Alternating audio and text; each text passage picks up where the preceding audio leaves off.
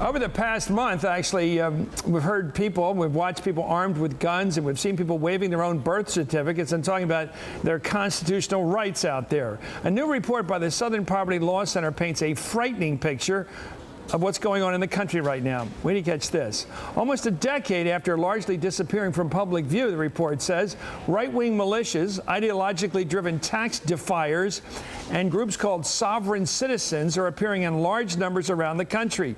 A key difference this time is that the federal government, the entity that almost the entire radical right views as its primary enemy, is now headed by a black man. Mark Podock is the man who wrote that. He's a civil rights expert and head of the intelligence project at the Southern Poverty Law Center. Mark, put it together. Men carrying guns to presidential rallies, people denying the authenticity, the legitimacy of this president we have, people talking about their sovereign rights as citizens, the governor of Texas talking secession. What's given? What's going on in our country this August 2009? Well, I think as you're suggesting, Chris, really, that kind of talk, what we're hearing out there may not be specifically coming from militia men, people actually involved in these militias, but it's quite remarkable to listen to the rhetoric out there, the guns, the rhetoric, the talk of death squads and FEMA concentration camps, and all the rest of it.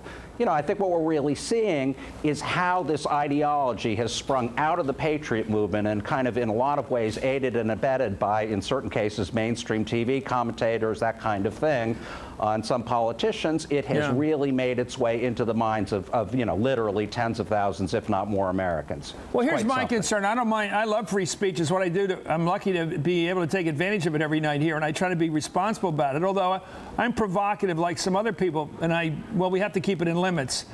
But let me ask you what I'm concerned about, and you're the expert on this. And I'm not going to be too verbal here or too literate because I don't want to give anybody the wrong idea, so I'm going to speak in a bit of code. Back in '63, when we had a terrible situation happen in this country, we never got over it in November of '63, most of us who lived through it.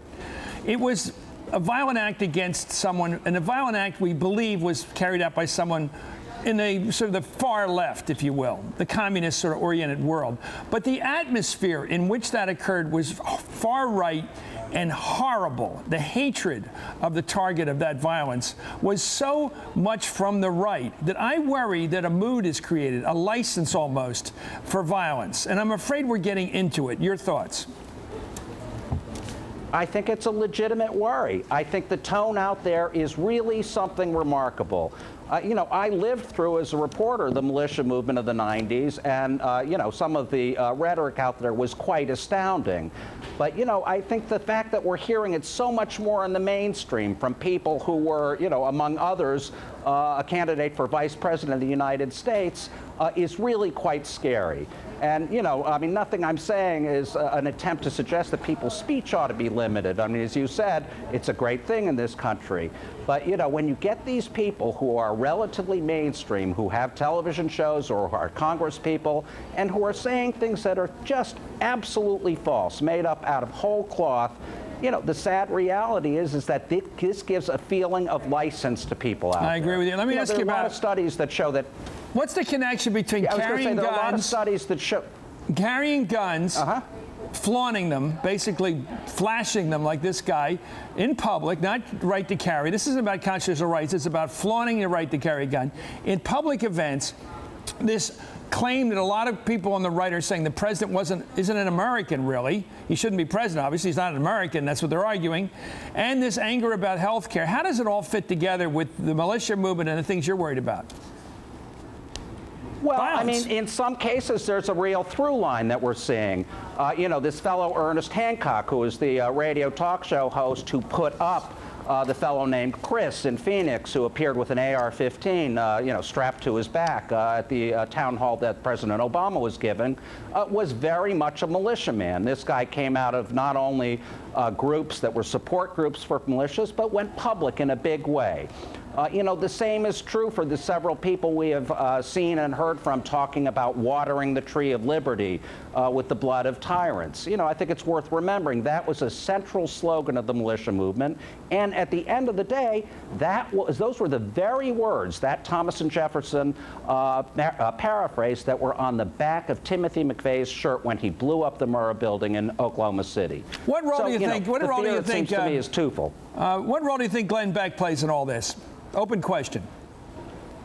Well, I think he plays a very nasty role. I mean, Glenn Beck will tell you with great indignation that, you know, he didn't float the theory of FEMA concentration camps, he debunked it. But of course, the reality is that for 3 shows, Beck went out there and speculated about whether FEMA was secretly running concentration camps into which to slam good patriotic Americans, you know, and in the 4th show announced to the world that he had debunked it. I mean, look, to me that is the same as positing for 3 television shows that the earth is flat and then announcing with great aplomb at the end that indeed it is not flat. You know, the reality is there are thousands and thousands of people who listen to a Glenn Beck and who believe that he is an authority figure, and therefore there's probably something to it. FEMA really is out there setting up concentration camps to do in good Americans. We had Phil Gingrey, he's a congressman from Georgia, on the other night, and I asked him, would you tell, maybe I shouldn't do this, but I said, would you tell your constituents not to bring guns to public meetings involving the president or even congressional meetings because you shouldn't have a gun at the meetings?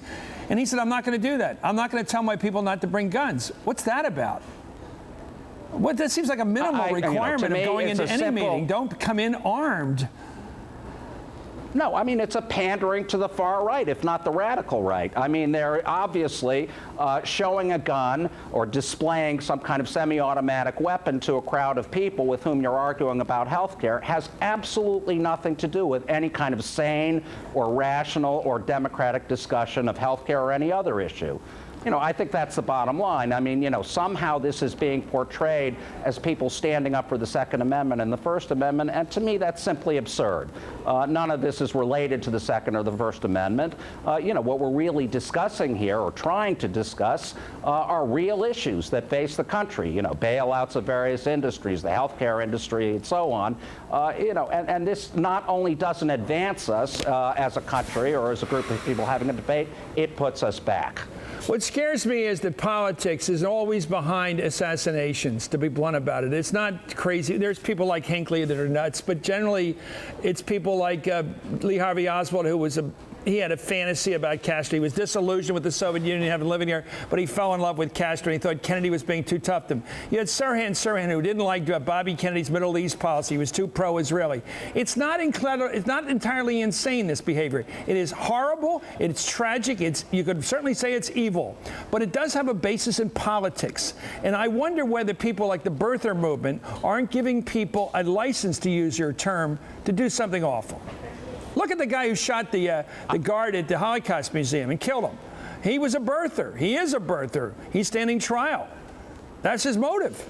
Yeah, yeah, that's absolutely true. I mean, yes, the answer is yes. I think there is a kind of license giving in all of this. You know, I mean, what are you really saying? I mean, it seems to me that a lot of these people who are raising the so-called issue of Obama's country of birth really are talking about race. I mean, now I'm not suggesting that every person who questions his birth certificate is the Klansman in disguise, but I think it is hard to get past the idea that at the end of the day, these are people, or a great many of them are people, are looking at a president who is a black man, and they are feeling that this country somehow has been stolen from them, that, you know, his appearance in office shows that the country has been lost in some sense, and there's a huge amount of anger about that, about other very major changes happening in this country.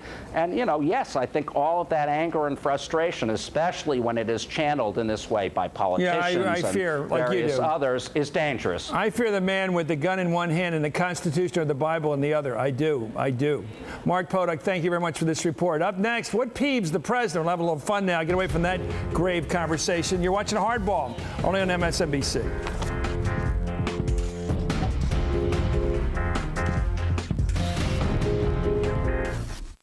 The Infiniti Vivo